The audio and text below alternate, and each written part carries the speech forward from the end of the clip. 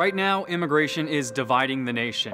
There are a lot of opinions and perspectives. We're not talking about shutting the United States off from the world. This is a total miscommunication from those who attack fundamentally just simple legal immigration. No ban, no wall, sanctuary for all. Ultimately, we would like to see the border secured and people stop coming into the country illegally. I see this as a human rights issue. This is about standing up for our American values. Today, an in-depth look at American borders, the families that are separated, the policies that brought us to this moment, and what the Trump administration wants to accomplish. A nation without borders is not a nation. Newsy takes you inside some of the marches happening across the country right now. What do demonstrators want? We're looking at it from all sides. This is American Borders Inside the Immigration Debate, now on Newsy. Hello, I'm Jay Struberg in Chicago. Thanks for joining me for this Newsy special program, American Borders. Give me your tired, your poor, your huddled masses yearning to breathe free. That's part of the poem mounted on a plaque at the Statue of Liberty. Now the question, what does that mean in 2018? Should there be limitations, and if so, what? America has been called a nation of immigrants. In fact, that phrase used to be in the mission statement for the U.S. Citizenship and Immigration Services, but as of February, not anymore. There's been nonstop debate over who the government should let in, who it should let stay, and what should happen at America's borders. We're exploring all of that in the half hour ahead. Whether it's the travel bans targeting Muslim-majority countries, the attempt to eliminate protections for people brought here illegally as kids, also known as dreamers, the zero-tolerance policy that resulted in family separations at the southern border, not to mention the push for a border wall. We are seeing fiery rhetoric and questions about the core of America's identity.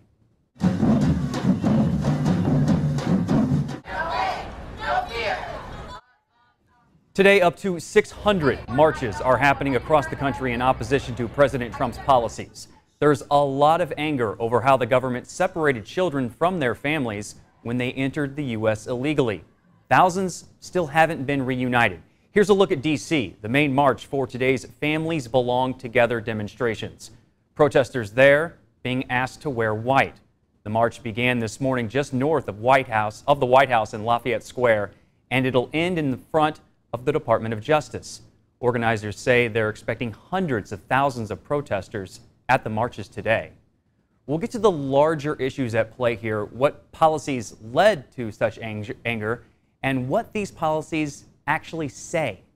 Plus, whether asylum seekers will be the next group targeted by the Trump administration.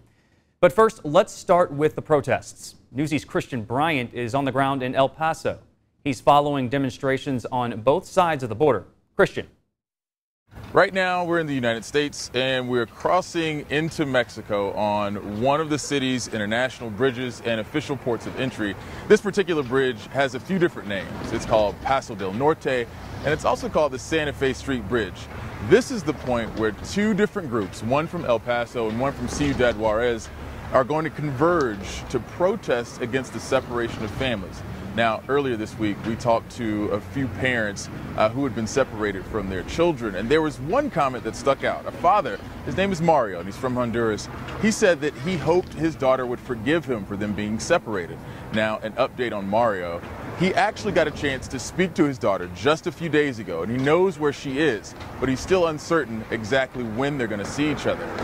Earlier this week, a California judge issued an injunction stopping the separation of families and also saying the administration had 30 days to reconnect these families. As for Mario and other parents like him, they're still unsure as to exactly when they're going to see their kids. Thanks, Christian. Thousands of people are gathering as we speak in Chicago's Loop, not far from where I'm standing right now. Our Ashley Holt has been there all morning talking with protesters. She's live now at Daley Plaza. Ashley.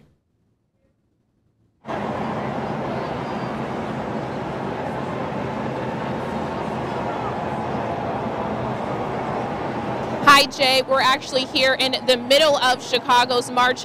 Thousands of people are here right now. 15,000 actually RSVP'd to come up. We haven't quite gotten a head count on how many actually showed up, but I'm going to show you a couple of things out here in this crowd. A lot of people showed up with some strongly worded signs, a lot of them against the administration, against ICE, and of course against the immigration policies. But probably something that you can't see going on in the crowd, a lot of people trying to get others registered to vote, hoping that they won't have to deal with something like this again. And also a lot of families, parents made sure to bring their kids because they want them to be aware of what's going on in their own country. Now, one woman told me she hopes that after today the administration understands that this policy is not okay. She actually called it kidnapping. Now, there was actually an impromptu march before the march. Their signs said that they were Japanese Americans, and they were saying that they don't want history to repeat itself, and that was in terms of Japanese internment camps, saying that now is the time to make a change and to stop what's going on. One woman kind of put it best to me here. She told me that she's perfectly aware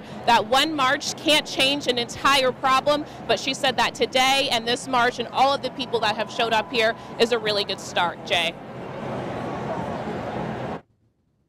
Ashley Holt there in Chicago. She caught up with Senator Dick Durbin at the march and asked him about recent actions from President Trump. They've got it upside down. We're in the worst drug epidemic in our history, and they're focusing on separating kids from mothers. They ought to be focusing on stopping drugs from coming in the country and dirty drug money from going out. What does it say to you that the president enacted this policy and then went back and after there was an uproar? And here's what we know. The word sorry is not in Donald Trump's vocabulary, but he got so much pressure and so much heat that he reversed it with an executive order. Now we find some 10 or 12 days later, nothing's being done as a result of that order. I hope some federal judge comes down like a ton of bricks on this administration for the way they're mistreating these families. We've also heard from President Trump today on immigration. He sent out a couple tweets this morning. First, just after 8 this morning Eastern Time, the Democrats are making a strong push to abolish ICE, one of the smartest, toughest, and most spirited law enforcement groups of men and women that I have ever seen. I have watched ICE liberate towns from the grasp of MS-13 and clean out the toughest of situations. They are great. Then 15 minutes later, to the great and brave men and women of ICE, do not worry or lose your spirit. You are doing a fantastic job of keeping us safe by eradicating the worst criminal elements. So brave. The radical left, Dems, want you out.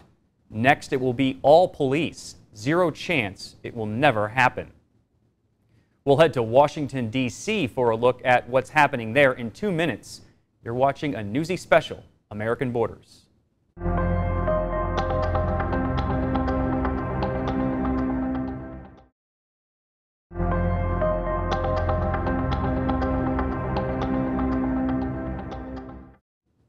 Welcome back to Newsy's special American Borders. I'm Jay Struberg in Chicago. Today's Families Belong Together demonstrations are happening in hundreds of cities across the country. We have heard from ICE today. A spokesperson said, "We appreciate that these individuals have expressed an interest in and concern with the critical issue of securing our nation's borders and enforcing our immigration laws." He continued, "The department is disappointed and frustrated by our nation's disastrous immigration laws and supports action." Action is something both sides want, but they don't mean the same kind of action. A lot has happened in the lead up to today's marches, including in the courts. Kellen Howell is following that. She's at the protest in Washington, D.C.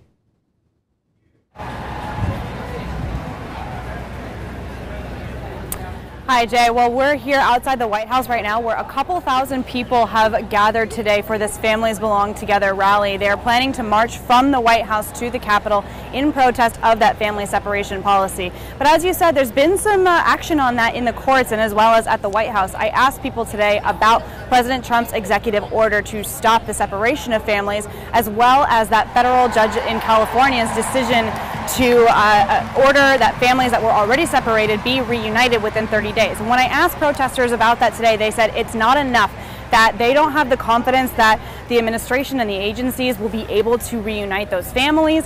And it's about more than that. It's bigger than just the family separation issue. People here are really frustrated by what has been going on Capitol Hill in regards to immigration in general.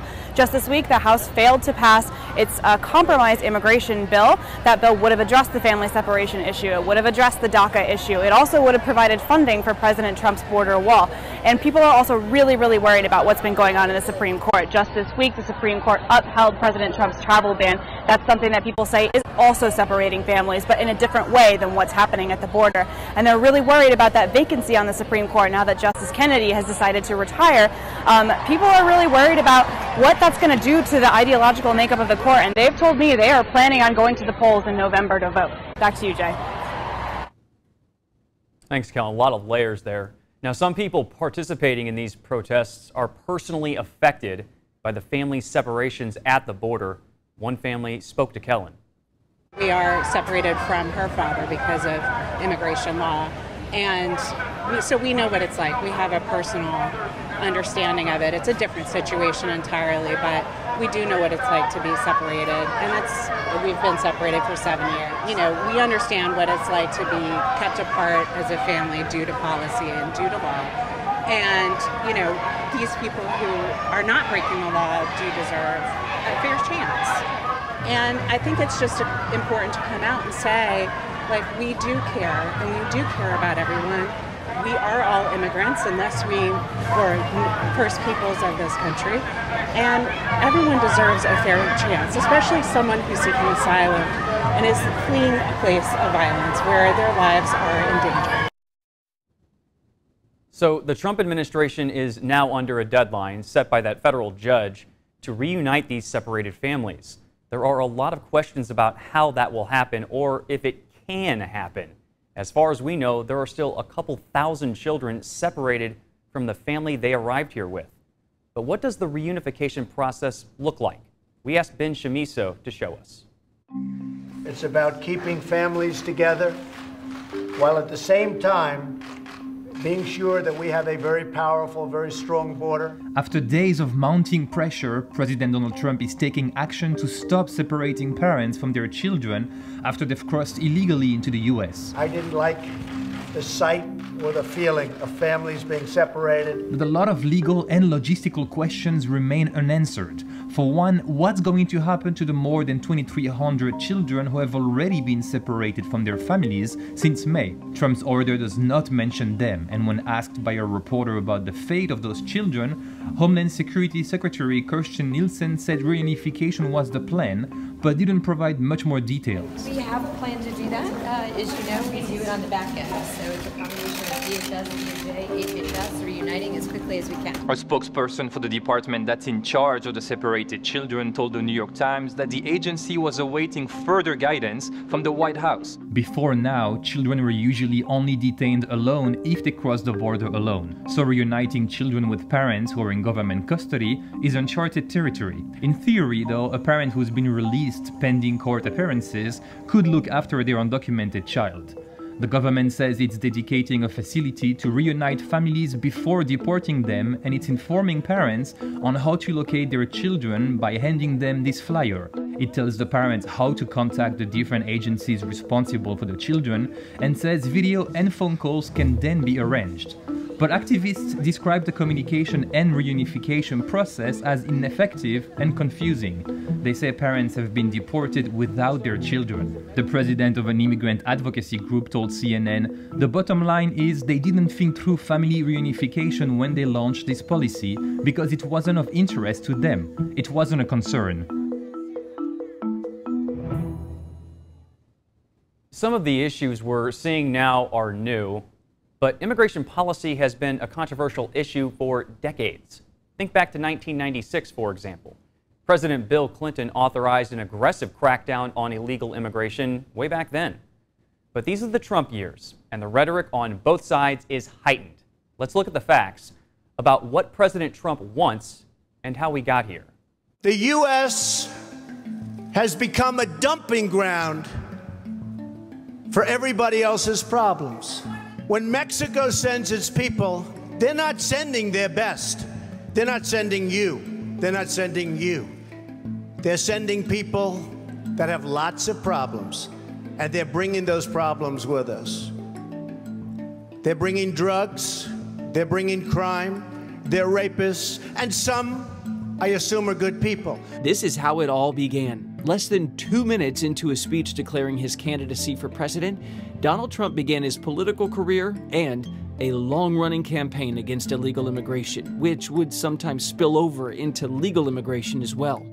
That was June 2015. This was December. Donald J. Trump is calling for a total and complete shutdown of Muslims entering the United States until our country's representatives can figure out what the hell is going on. Today, Donald Trump, the leading Republican candidate to be the next president, issued a policy statement calling on the United States to close its doors to all Muslims entering the country. Anybody here stays, but we have to be very vigilant.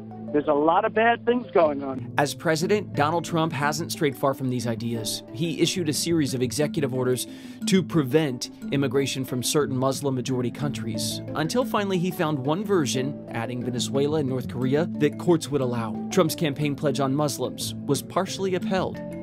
And for the southern border,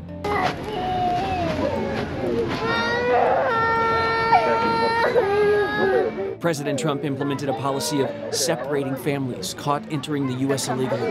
His chief of staff, John Kelly, previously said this could serve as an effective deterrent. For Trump, it was part of a zero-tolerance policy toward illegal immigration, with no adult escaping criminal prosecution. We inherited a lot of different things, but of all of them, immigration makes the least sense. It is a hodgepodge of laws that have been put together over years, and we have to change it. It's so simple. It's called, I'm sorry, you can't come in. You have to go in through a legal process. President Trump's immigration policy doesn't just target Latin America or Muslim countries. He's called for people entering to be denied entry and sent back without any judicial hearing. Virtually all Americans agree that it makes no sense that an illegal alien sets 1 foot on American soil and then they would go through a 3 to 5 year judicial process to be removed from the country. President Trump has also targeted refugees. He cut the quota by more than half from the last year of the Obama administration, down to 45,000. That is the lowest level since presidents began setting the cap in 1980. So what is President Trump's ultimate goal? What we have is very simple. We want strong borders and we want no crime. Strong borders, we want no crime. So we've heard all about illegal immigration and refugees. What about asylum seekers? These are people who say they are literally fearing for their lives when they get to the U.S. border. And here's a look in Chicago, where protesters are hitting the streets. Stay with us. Newsy's special program, American Borders, continues.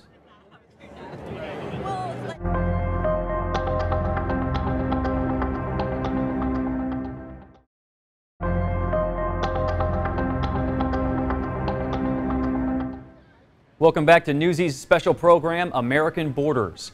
As we continue to cover the protests against President Trump's immigration policies, we want to focus on a group often overlooked, asylum seekers. This is going to be a major issue soon, as we're hearing the Department of Justice is working on a plan to totally overhaul the U.S. asylum policy. That plan hasn't been released yet, but some details have leaked. According to Vox, the quest for asylum could get much more difficult, especially for people coming from Central America. People from all over the world immigrate to the United States for different reasons every day. And some of those immigrants are fleeing some type of hardship in their home country. They are people seeking asylum and protection. But what does that process look like for asylum seekers? The laws that govern our current asylum process can be traced back to commitments made during the United Nations Refugee Convention. The document was ratified by 145 nations. It defines what a refugee is and determines how nations are legally obligated to protect them. To be granted asylum in the U.S., you have to be fleeing or afraid of some type of persecution that is linked to your political opinion, religion, nationality, ethnicity, or you can be a member of a particular social group facing persecution. That persecution can be coming from your government, but it doesn't have to. If it's a non-governmental actor, the government has to be unable or unwilling to protect you. You also have to be able to prove all of this with evidence, and that can prove difficult for a lot of asylum seekers. You don't really get a note from your persecutor with an easily digestible explanation. There are two types of asylum in the U.S., defensive and affirmative. Defensive asylum is only used after an immigrant is already in removal proceedings. It can be pretty adversarial and is much more like a court proceeding. The judge will hear the evidence and make a decision.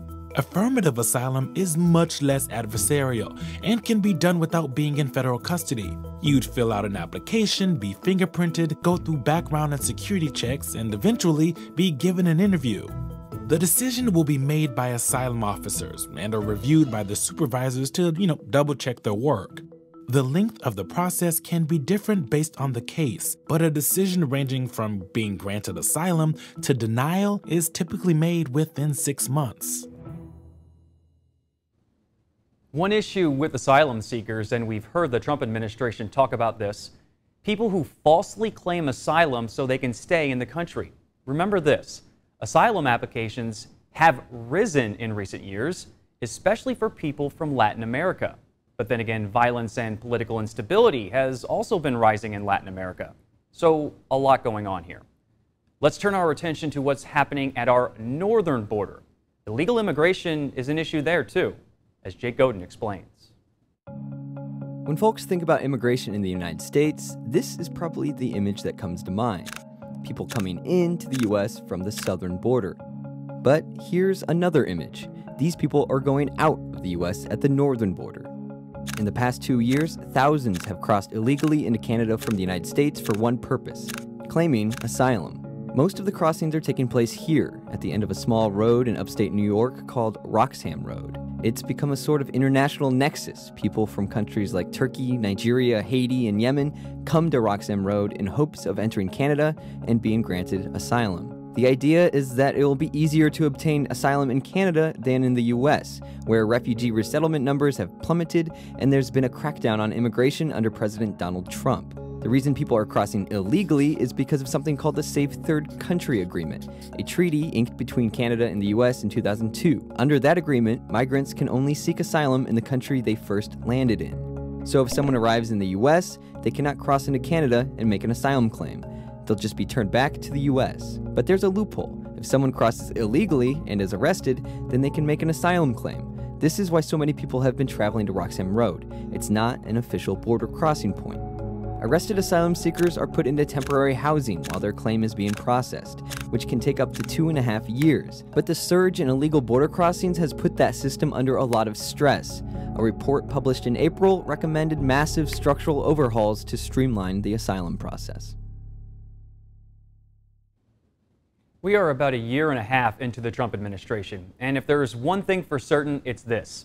When it comes to immigration, President Trump has largely upheld his pledges to take a hard line on illegal immigration. For Trump supporters, that's been a dream come true. For the anti-Trump camp, this is the result.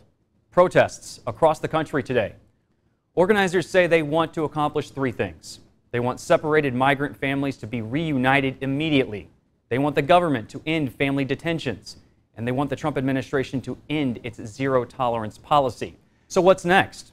The Trump administration is vowing to keep up its fight and will reportedly soon issue new guidelines for asylum seekers. But the president is staring down a federal court order to reunite families in the coming weeks. And on Capitol Hill, lawmakers left Washington this week without passing any sort of new legislation that addresses immigration. That does it for this half hour and our Newsy special program, American Borders. I'm Jay Struberg in Chicago. Have a great afternoon.